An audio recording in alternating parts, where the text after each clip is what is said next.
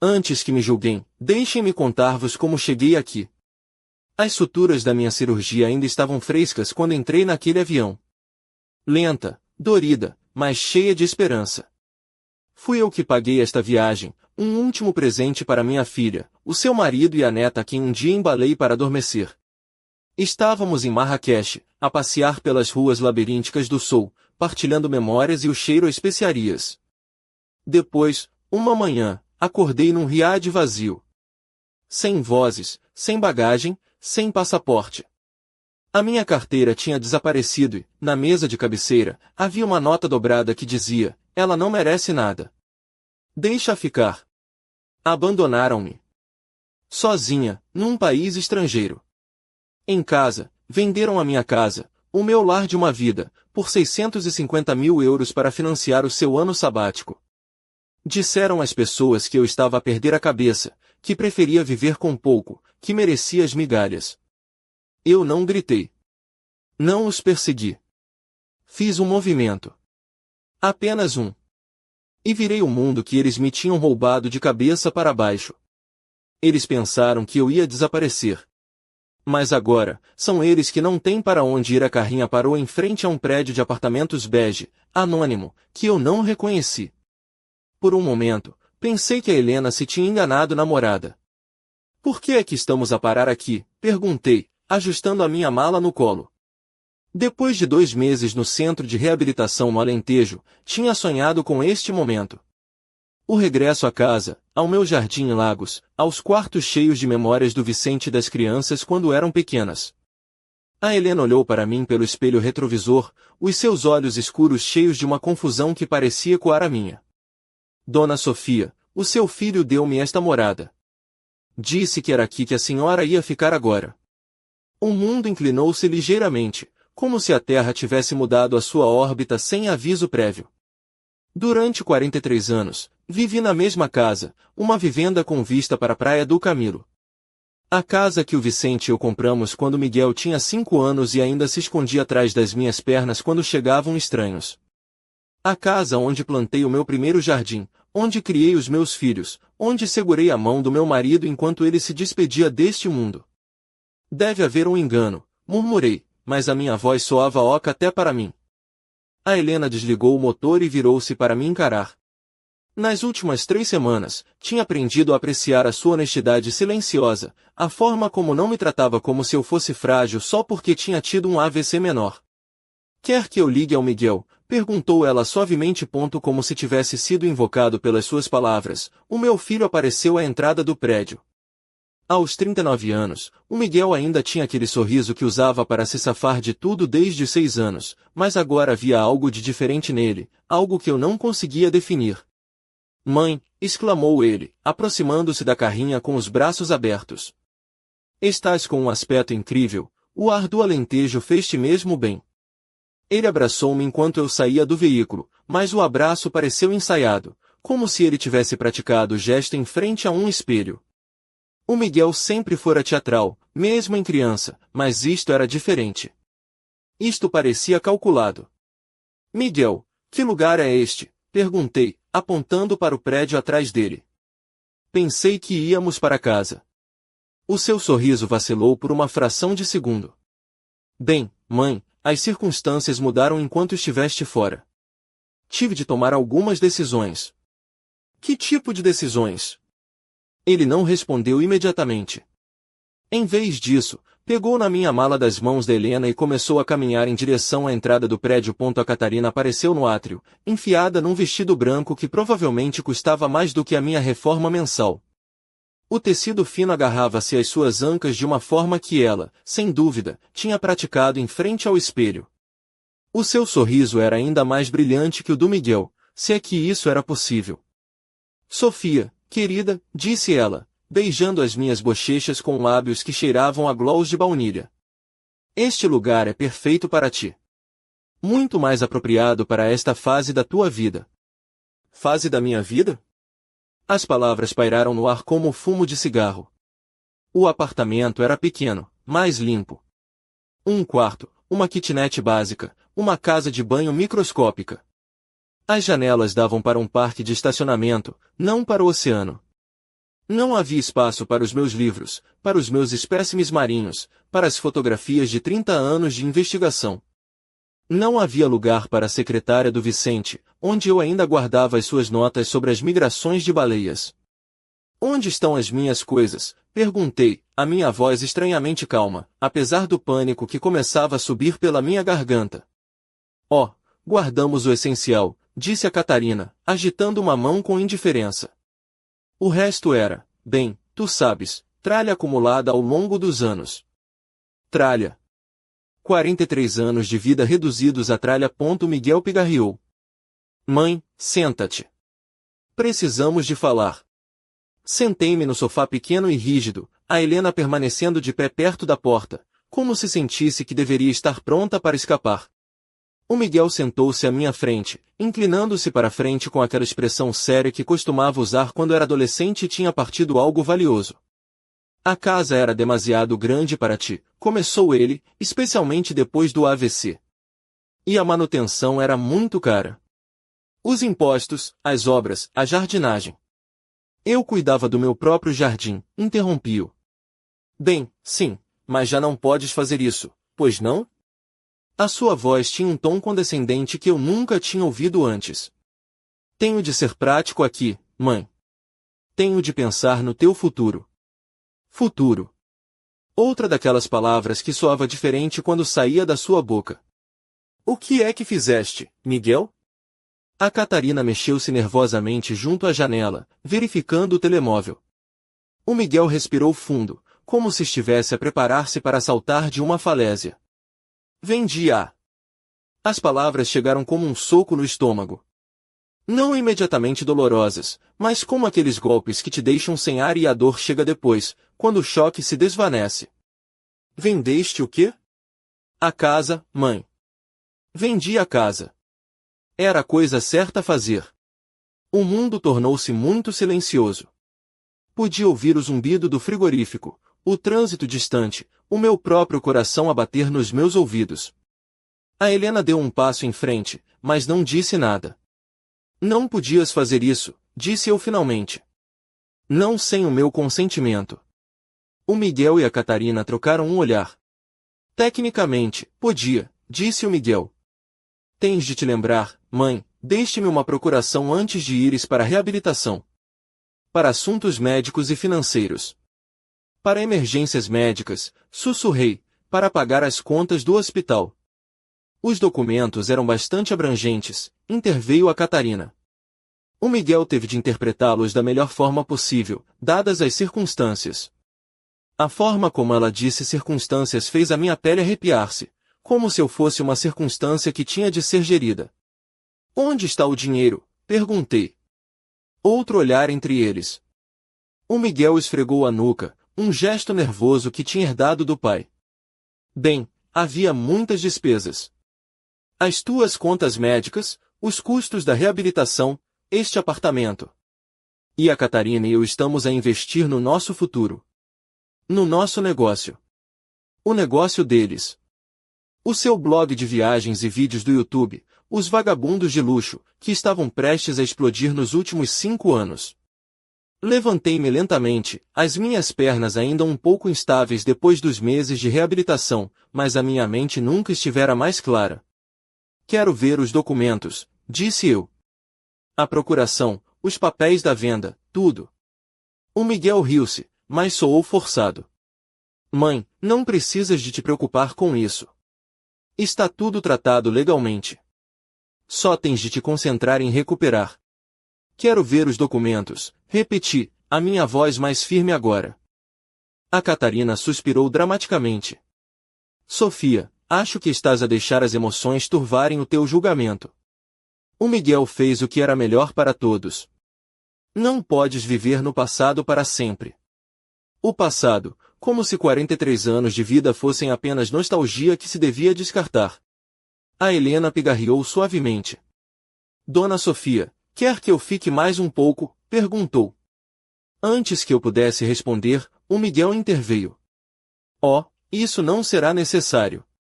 A mãe consegue cuidar de si mesma agora. E a Catarina e eu estamos apenas a uma chamada de distância. Onde? Perguntei. Onde é que vocês vivem agora? Bem, isso é que é emocionante, disse a Catarina, os seus olhos a iluminarem-se pela primeira vez desde que eu tinha chegado. Vamos viajar. Europa, Ásia, América do Sul. Vamos documentar tudo para o nosso canal. Vai ser incrível. Viajar. Com o dinheiro da minha casa.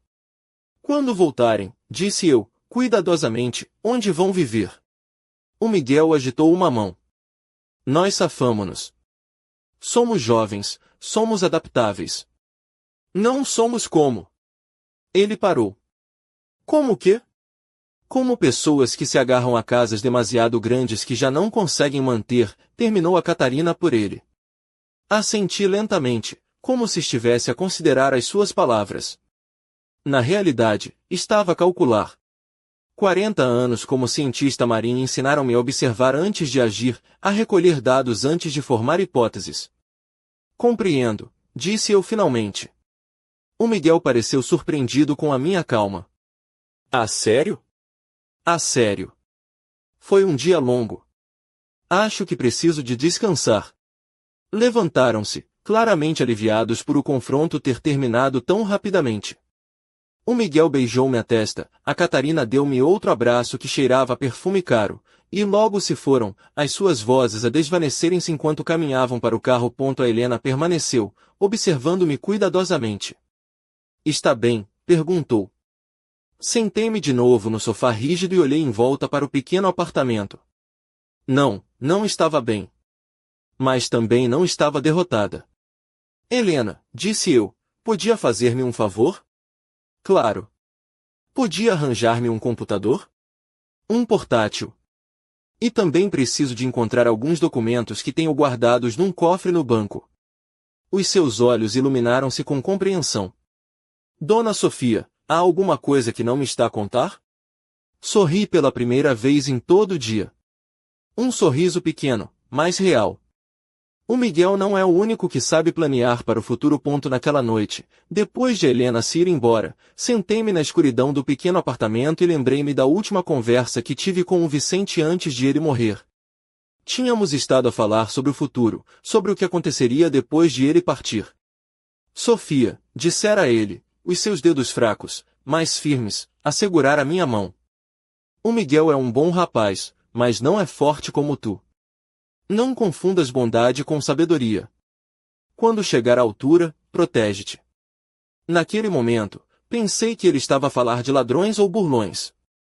Nunca imaginei que estivesse a falar do nosso próprio filho. Mas o Vicente tinha sido mais sábio do que eu compreenderá então. E eu tinha aprendido com ele. Peguei no meu telemóvel e marquei um número que não usava há 2 anos. Beatriz? É a Sofia Mendes. Preciso de falar sobre o fundo fiduciário. A voz da Beatriz soou exatamente como eu me lembrava, clara, direta, sem rodeios. Professora. Claro. Está tudo bem? Já passaram anos desde que falamos. Aconcheguei-me no sofá desconhecido, rodeada de paredes que não eram minhas, respirando ar que não trazia o aroma salgado do oceano. Não tenho a certeza de estar, admiti. Beatriz, preciso que venhas. E preciso que tragas tudo o que tem sobre o fundo fiduciário do Vicente. Houve uma pausa. A Beatriz tinha sido minha aluna há 20 anos, uma jovem brilhante de Lisboa que tinha frequentado a minha cadeira de Biologia Marinha na Universidade do Algarve e ficara depois das aulas a fazer perguntas que me desafiavam. Agora, era uma das advogadas de sucessões mais respeitadas do país. Onde estás? Perguntou. Dei-lhe a morada do apartamento, ouvindo o riscar da sua caneta enquanto tomava notas. Estarei aí numa hora, disse ela. E Sofia? Se alguém andou a brincar com os documentos do Vicente, vai arrepender-se. Depois de desligar, fiquei sentada na escuridão, a ordenar os meus pensamentos como costumava fazer com os meus espécimes de laboratório. Cada detalhe tinha de ser catalogado, examinado, colocado no seu devido lugar. O Miguel dissera que os documentos da procuração eram bastante abrangentes, mas eu lembrava-me exatamente do que tinha assinado. Autorização médica limitada e poder para pagar contas relacionadas com a minha hospitalização. Nada mais. Tinha sido específica, porque o Vicente me ensinara a sê-lo. Nunca assines nada que não entendas completamente, dissera-me ele, depois de ver demasiados colegas reformados serem enganados pelas suas próprias famílias. E guarda sempre, sempre cópias. Uma hora mais tarde, a Beatriz bateu à porta. Aos 42 anos, mantinha a mesma postura ereta e o olhar penetrante que tinha aos 20. O seu cabelo preto tinha agora madeixas prateadas que ela usava com orgulho. O seu fato cinzento falava de sucesso profissional. Meu Deus, Sofia, disse ela, abraçando-me com força. Estás com bom aspecto para quem acabou de sair da reabilitação. O AVC foi menor, expliquei. Mais susto do que dano real. Mas, aparentemente, foi suficiente para o Miguel decidir que eu era incompetente. A Beatriz pousou a sua pasta sobre a pequena mesa de jantar e estudou-me com aqueles olhos que já tinham intimidado mais do que um oponente em tribunal. Conta-me tudo. Contei-lhe sobre o despertar no apartamento, sobre as explicações vagas do Miguel, sobre a casa vendida sem o meu conhecimento. A Beatriz tomou notas num bloco de notas legal amarelo, fazendo perguntas precisas sobre datas, horas, quem esteve presente durante cada conversa. Trouxeste os documentos do fundo fiduciário? Perguntei quando terminei. Melhor que isso, disse ela, tirando uma pasta grossa da sua mala. Trouxe o fundo fiduciário original do Vicente, todas as emendas que fizeram juntos, e algo mais que acho que te vai interessar. Ela abriu a pasta e estendeu os documentos sobre a mesa. O meu coração acelerou quando vi a caligrafia familiar do Vicente nas margens de alguns papéis. Lembras-te da última vez que atualizaram o fundo? Perguntou a Beatriz. Foi há 6 anos, depois de Miguel ter perdido aquele emprego na startup. Lembrava-me. O Miguel tinha vindo à casa pedir dinheiro, a falar de uma oportunidade de investimento que se revelou ser outro esquema para enriquecer rapidamente. O Vicente ficará furioso. Não pelo dinheiro, mas pela mentira. O Vicente acrescentou algumas proteções específicas, continuou a Beatriz. Uma cláusula que exige o teu consentimento escrito e notarial para qualquer venda de bens imóveis. Outra que especifica que a procuração médica não inclui autoridade financeira, a menos que seja explicitamente declarada. O que significa que, se o Miguel vendeu a tua casa usando apenas a procuração médica, cometeu uma fraude. Senti como se o ar tivesse regressado aos meus pulmões pela primeira vez em dias. O que precisamos para provar isso? Os documentos originais da procuração que assinaste, os papéis da venda da casa e qualquer comunicação que tenhas tido com o Miguel sobre o assunto. Guardaste cópias do que assinaste antes de ires para a reabilitação? Sorri pela primeira vez desde a conversa telefônica. Beatriz, lembras-te da primeira lição que eu ensinava na minha aula? Documenta tudo. A natureza não mente, mas os dados sim. Exato.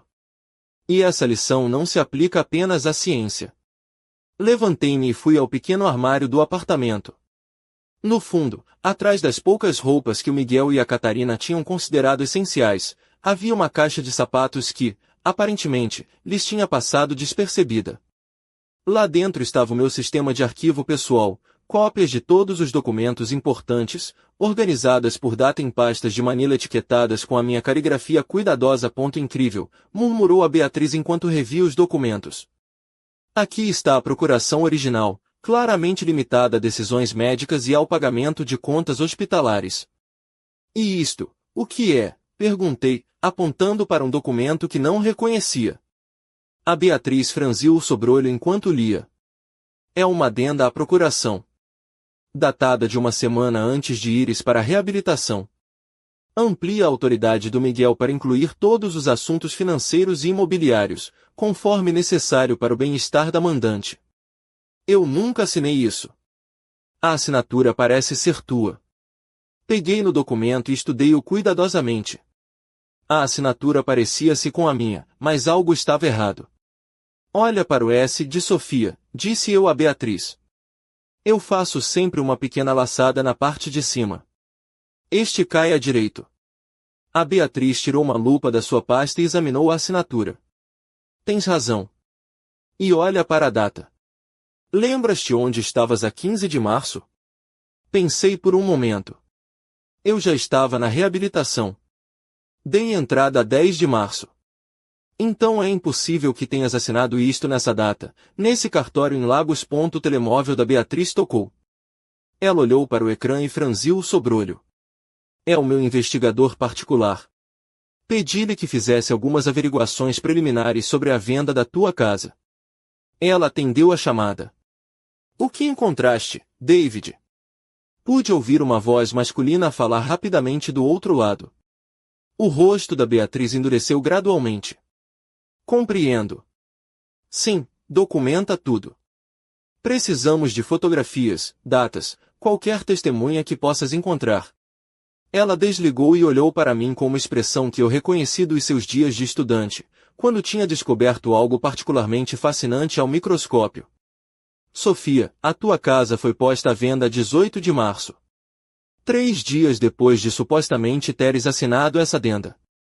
8 dias depois de teres entrado na reabilitação. Com que rapidez foi vendida? Essa é a parte interessante. Foi vendida pronto, abaixo do valor de mercado, a um comprador que estava à espera daquela propriedade especificamente. A transação foi fechada numa semana. Senti um frio que não tinha nada a ver com o ar-condicionado do apartamento. Um comprador que estava à espera? O David está a investigar, mas parece que o Miguel andava a falar com agentes imobiliários sobre a tua casa desde antes do teu AVC. Há e-mails que datam de janeiro. Janeiro. 2 meses antes do meu AVC. Quando eu ainda estava completamente sã, a viver na minha própria casa, a cuidar do meu jardim. Ele andava a planear isto desde antes de eu ficar doente, sussurrei. A Beatriz assentiu, sombriamente.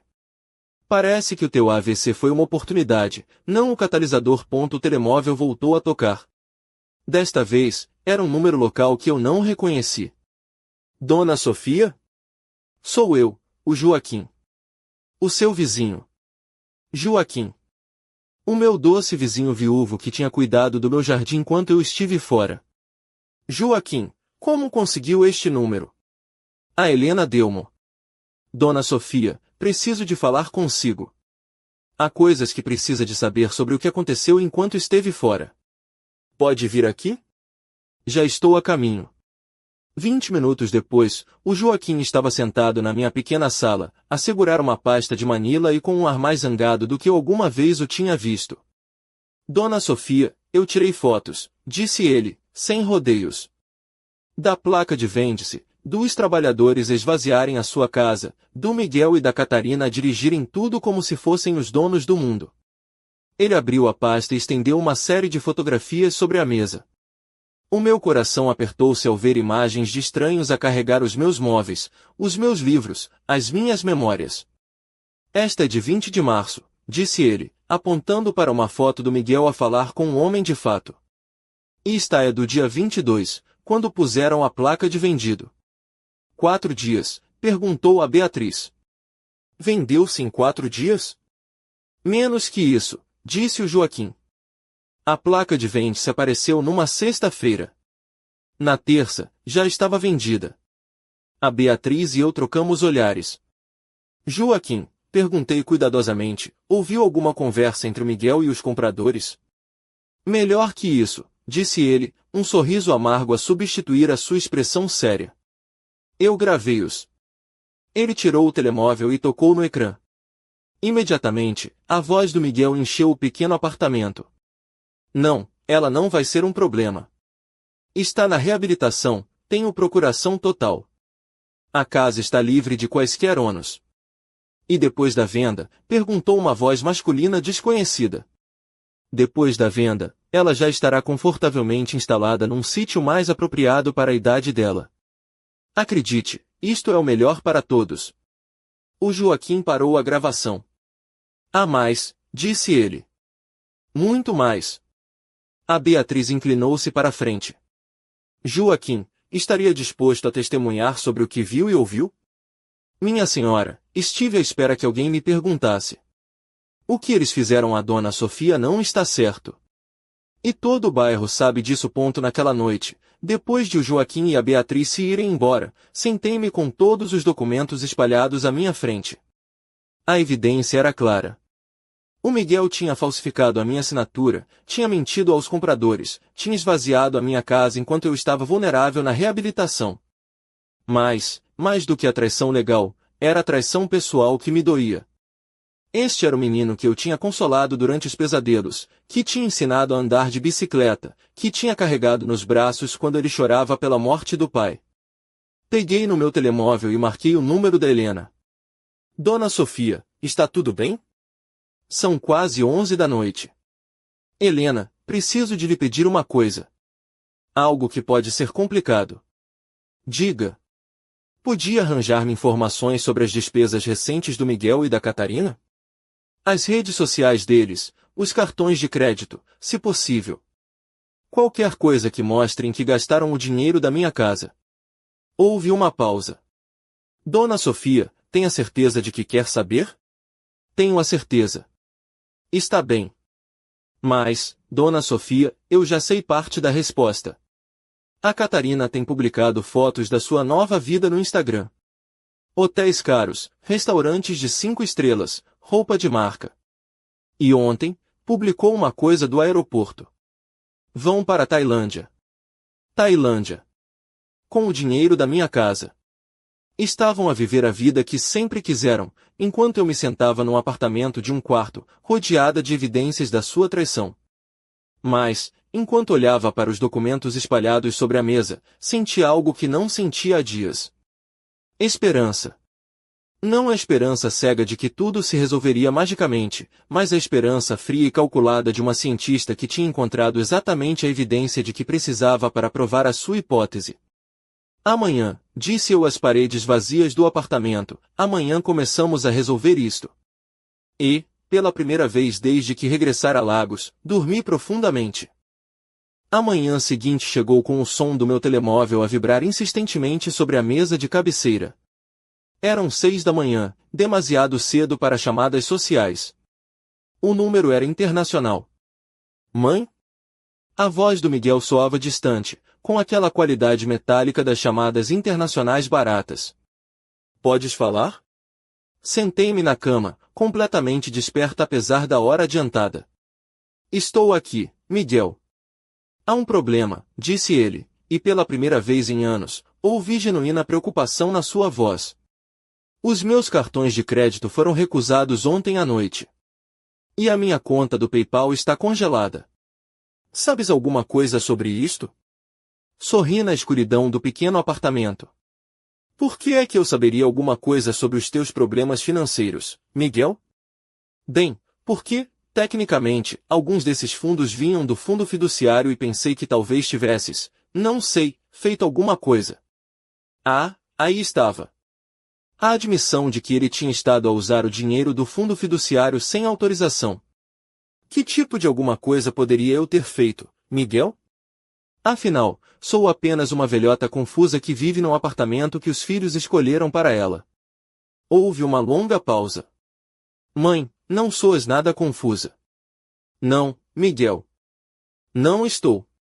Desliguei o telemóvel e marquei imediatamente o número da Beatriz. Bom dia, Sofia. Estava mesmo a ligar-te. Apresentei uma providência cautelar de emergência ontem à noite. Todos os ativos do fundo fiduciário estão agora congelados até que a investigação de fraude seja resolvida. Com que rapidez foi isso? Quando se tem provas de falsificação de documentos e fraude contra idosos, os juízes tendem a agir rapidamente. Especialmente quando as provas são tão claras como as que nos deste.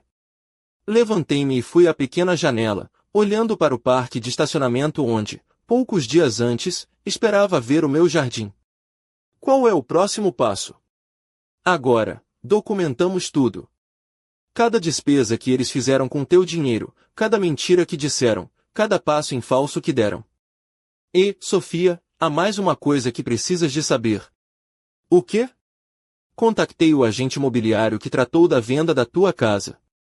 Ele está disposto a testemunhar que o Miguel lhe disse especificamente que tu estavas mentalmente comprometida e que nunca mais voltarias a viver de forma independente. O café que eu estava a beber de repente soube amargo. Mentalmente comprometida. As suas palavras exatas, segundo o agente. Ele também disse que precisavam de vender depressa porque a tua condição estava a piorar. Fechei os olhos e respirei fundo. Durante 40 anos de investigação marinha, aprendi que as criaturas mais perigosas são muitas vezes as que parecem mais inofensivas à superfície. Beatriz, podes arranjar-me uma cópia de tudo que o Miguel e a Catarina publicaram nas redes sociais desde que foram para a Tailândia? Já estou a tratar disso. A Helena enviou-me alguns links ontem à noite. Sofia, é bastante revelador. Uma hora depois, a Helena chegou com um portátil emprestado e uma expressão sombria. Não vais acreditar no que encontrei, disse ela, abrindo o computador sobre a pequena mesa da sala de jantar. O ecrã encheu-se com as publicações do Instagram da Catarina.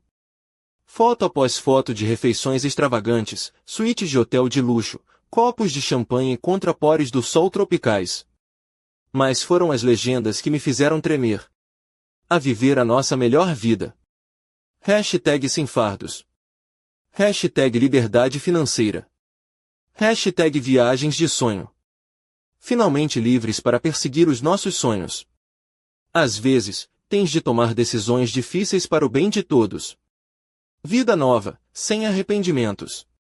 E depois, numa publicação do Miguel, numa praia na Tailândia, às vezes, a família prende-te. Outras vezes, tens de fazer o que está certo por eles, mesmo que não entendam. Hashtag decisões difíceis. Hashtag família primeiro. Vês esta, disse Helena, apontando para uma publicação mais recente. Ela postou-a ontem. Era uma foto da Catarina num restaurante caro com uma legenda que me tirou o fôlego. O Miguel tomou as decisões difíceis que eu não consegui. A mãe dele está melhor agora, num lugar apropriado para sua condição. Às vezes, o amor significa deixar ir. Hashtag filho dedicado. Hashtag meu herói. Hashtag decisões difíceis. Eles estão a criar uma narrativa, murmurei. A fazerem-se passar por heróis que tomaram decisões difíceis para o meu próprio bem. A Helena assentiu. Mas olha para isto. Os comentários estão a começar a mudar. Ela rolou para baixo até chegar aos comentários. No início, eram os típicos que corajosos. E boa decisão. Mas os mais recentes eram diferentes. Um momento, eles venderam a casa da mãe dele sem lhe dizer? Isto soa a abuso de idosos. Mas alguém está preocupado? A minha avó passou por algo semelhante. Isto não está certo.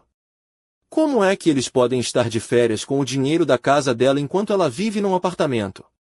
O que aconteceu? Perguntei. Por que é que a opinião mudou? A Helena sorriu pela primeira vez desde que tinha chegado. O Joaquim.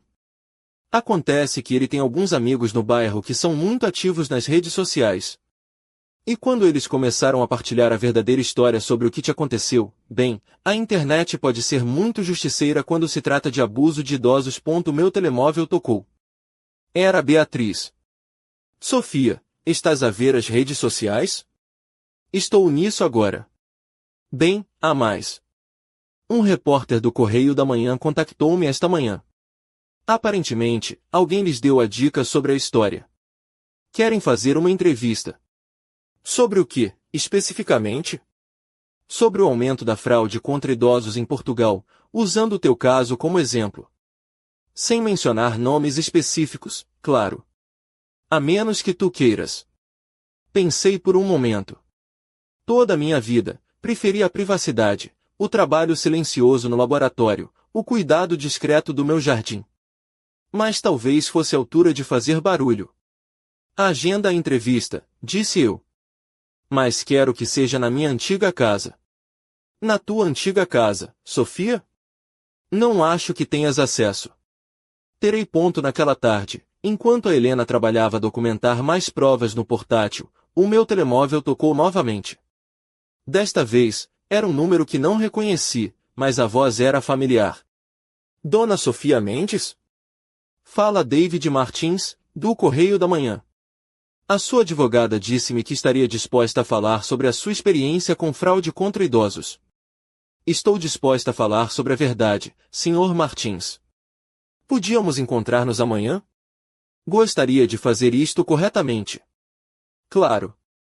Mas há algumas condições. Expliquei-lhe o que queria.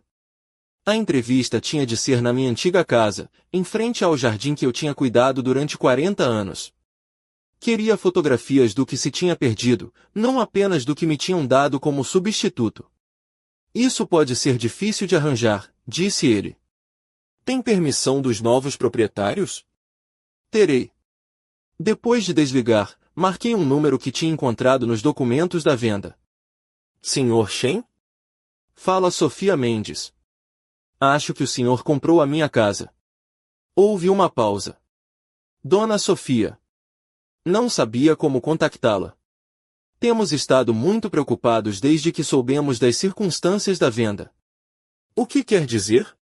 Bem, quando compramos a casa, o seu filho garantiu-nos que a senhora estava de acordo com a venda, que se tinha mudado voluntariamente para um lugar mais pequeno. Mas depois, quando os vizinhos começaram a contar-nos a verdadeira história. Que verdadeira história? Que a senhora não sabia que a casa estava a ser vendida. Que estava na reabilitação e que ele agiu sem o seu consentimento. Dona Sofia, nós nunca teríamos comprado a casa se soubéssemos disto. Senti algo parecido com a esperança florescer no meu peito. Senhor Shen, estariam dispostos a cooperar com uma investigação sobre a venda? Absolutamente. E, Dona Sofia, se há alguma coisa que possamos fazer para ajudar, qualquer coisa, por favor, diga-nos. De facto, podiam permitir-me fazer uma entrevista no Jardim amanhã, para um artigo de jornal sobre fraude contra idosos? Claro. E, Dona Sofia, temos estado a cuidar do seu jardim.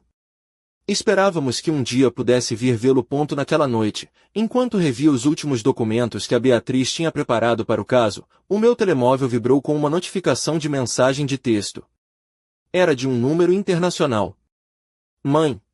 A entrevista no meu antigo jardim tinha saído perfeita. O David Martins captara cada detalhe, as rosas que os Shen tinham cuidado meticulosamente, o banco onde o Vicente e eu costumávamos sentar-nos nas tardes de domingo, a pequena estufa onde eu cultivar espécimes para as minhas investigações. A fotografia principal do artigo mostrava-me sentada entre as flores que eu plantara com as minhas próprias mãos, enquanto explicava como tinha perdido tudo durante a minha recuperação. O artigo foi publicado numa terça-feira de manhã, com o título Cientista reformada luta para recuperar lar roubado. Ao meio-dia, tinha sido partilhado milhares de vezes. À noite, 3 estações de televisão locais tinham ligado a pedir entrevistas. Mas o que realmente importava estava a acontecer numa sala de audiência silenciosa no centro de Lagos. Está pronta, Sofia? Perguntou a Beatriz, tocando-me suavemente no ombro. Assenti, alisando meu vestido azul marinho. Era o mesmo que usará para a cerimônia de reforma no Instituto de Investigação Marinha, quando os meus colegas me tinham homenageado por 4 décadas de trabalho meticuloso. Parecia apropriado usá-lo hoje. Lembre-se, murmurou a Beatriz enquanto entrávamos na sala, deixe os factos falarem. Não precisa de gritar para ser ouvida. A sala era mais pequena do que eu esperava, com painéis de madeira gasta e uma alcatifa verde desbotada. O Miguel e a Catarina já estavam sentados do outro lado do corredor, com o seu advogado, um homem jovem e nervoso que aceitara o caso com pouco tempo de preparação. O Miguel parecia diferente. O seu bronzeado tropical desaparecera, substituído por uma cor acinzentada que lhe dava mais 10 anos. A Catarina usava um vestido conservador que eu nunca vira nas suas redes sociais, mas não conseguia esconder a irritação nos seus olhos quando me viu entrar. O juiz Williams era exatamente o que eu esperava, um homem mais velho, de cabelo branco e uma expressão que sugeria que já vira todo tipo de traições familiares ao longo dos anos. Estamos aqui hoje, começou ele, para determinar se a procuração médica outorgada pela senhora Sofia Mendes ao seu filho, Miguel Mendes, lhe dava autoridade para vender bens imóveis, especificamente a residência familiar em Lagos.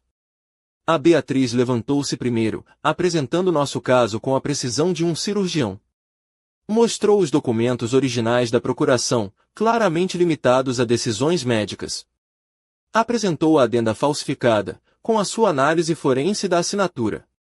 Explicou as proteções específicas que o Vicente incluíra no fundo fiduciário. Meritíssimo, disse ela, segurando uma cópia do documento falsificado, esta adenda foi supostamente assinada a 15 de março, quando a D. Sofia já estava há 5 dias na reabilitação no Alentejo. É fisicamente impossível que ela estivesse naquele cartório em Lagos nessa data. O advogado do Miguel levantou-se para objetar, mas o juiz Williams levantou uma mão. Tem provas de que a senhora Mendes estava noutro lugar nessa data? A Beatriz sorriu. Sim, meritíssimo. Temos registros médicos, registros de visitas e testemunhos do pessoal do centro de reabilitação. Além disso, temos isto. Ela apresentou uma fotografia que me surpreendeu até a mim. Era eu, sentada numa sessão de fisioterapia, com uma data e hora claramente visíveis no canto. Esta fotografia foi tirada a 15 de março, às 14h30, exatamente 30 minutos depois de a adenda à procuração ter sido supostamente assinada em Lagos. Olhei para o Miguel, esperando ver choque ou remorso. Em vez disso, vi algo pior, cálculo. Ele sussurrava urgentemente com o seu advogado, ainda à procura de uma saída. Meritíssimo, disse o advogado do Miguel, levantando-se. O meu cliente agiu de boa fé, acreditando que tinha autoridade para tomar decisões para o bem-estar da sua mãe.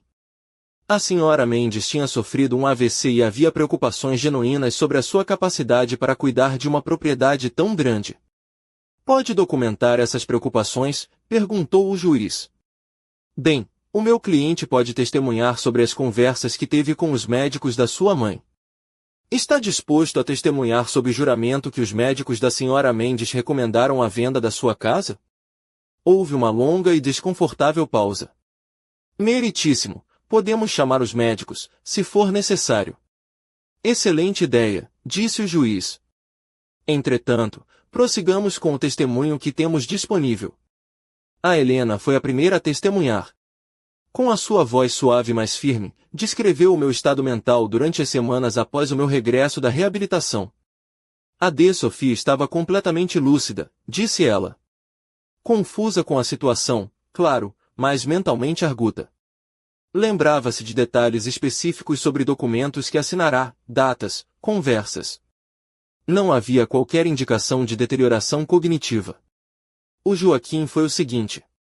Com os seus 60 e poucos anos e a sua honestidade direta, foi uma testemunha perfeita. Eu vi tudo, disse ele, simplesmente. A placa de vende-se apareceu a 18 de março. No dia 20, havia caminhões de mudanças. No dia 22, estava vendida. Nunca vi a Sofia durante todo esse tempo.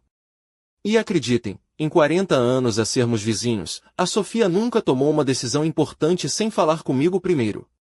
Depois, reproduziu as gravações que fizera com o seu telemóvel. A voz do Miguel encheu a sala silenciosa. Não, ela não vai ser um problema. Está na reabilitação, tenho procuração total. A casa está livre de quaisquer ônus. Vi o Miguel empalidecer enquanto a sua própria voz o traía. Quando chegou a minha vez de testemunhar, levantei-me devagar, caminhei até a tribuna e coloquei a mão sobre a Bíblia. Jura dizer a verdade, toda a verdade e nada mais que a verdade? Juro. A Beatriz guiou-me através dos factos básicos, a minha carreira, o meu casamento com o Vicente, a compra da casa em 1982, o meu AVC menor, o meu tempo na reabilitação. D. Sofia, disse a Beatriz, quando assinou a procuração médica para o seu filho, entendia que lhe estava a dar autoridade para vender a sua casa? Absolutamente não. Dei-lhe autoridade para tomar decisões médicas se eu não pudesse fazê-lo, e para pagar contas relacionadas com a minha hospitalização. Nada mais. Por que foi tão específica? Porque o meu marido me ensinou a sê-lo. Ele vira demasiados casos de famílias que se aproveitavam de parentes mais velhos. Ele disse-me, Sofia, nunca assines nada que não entendas completamente. E nunca deis a ninguém mais poder do que o absolutamente necessário. Alguma vez discutiu com o Miguel a possibilidade de vender a casa? Nunca. A casa era o meu lar. Tinha planeado viver lá o resto da minha vida. O advogado do Miguel levantou-se para o contra-interrogatório. D. Sofia, não é verdade que tinha expressado preocupações sobre a manutenção de uma casa tão grande? Não. Não é verdade que o seu filho estava preocupado com a sua segurança a viver sozinha? Se estava preocupado, nunca mo disse. Não é possível que se tenha esquecido de conversas sobre a venda devido ao seu AVC? Endireitei-me na cadeira. Jovem, passei 40 anos como cientista marinha. O meu trabalho exigia uma memória precisa para milhares de detalhes específicos. O meu AVC foi menor e não afetou a minha memória a longo prazo. Consigo lembrar-me de cada conversa importante que tive com o meu filho durante os 6 meses anteriores ao meu AVC. Não houve nenhuma conversa sobre vender a minha casa. Mas tem de admitir que manter essa casa era caro. Mais caro do que pagar-me um apartamento enquanto meu filho e a sua esposa gastam o dinheiro da venda em hotéis de luxo na Tailândia? A Beatriz objetou, mas o dano estava feito. Podia ver as expressões nos rostos do juiz e dos funcionários do tribunal. Quando Miguel finalmente testemunhou, a sua história desmoronou-se rapidamente. Pensei que estava a fazer o que era certo, disse ele. A casa era demasiado grande, muito cara de manter. A minha mãe precisava de algo mais pequeno, mais apropriado. Discutiu esta decisão com ela? Perguntou a Beatriz. Bem, não diretamente, mas... Perguntou-lhe o que ela queria? Ela já estava doente. Não estava em condições de tomar decisões importantes. Segundo quem? Os seus médicos recomendaram que a sua casa fosse vendida? Não especificamente, mas... Senhor Mendes, é verdade que andava a explorar a venda da casa da sua mãe desde janeiro, 2 meses antes do AVC dela? O Miguel empalideceu. Não me lembro exatamente. A Beatriz apresentou cópias dos e-mails que o seu investigador encontrara. E-mails entre o Miguel e agentes imobiliários, datados de janeiro, a perguntar sobre o valor de mercado de propriedades em Lagos. Como explica estes e-mails, Sr. Mendes? Eu estava a ser precavido. A investigar opções, para o caso de a sua mãe ficar convenientemente doente e o Sr.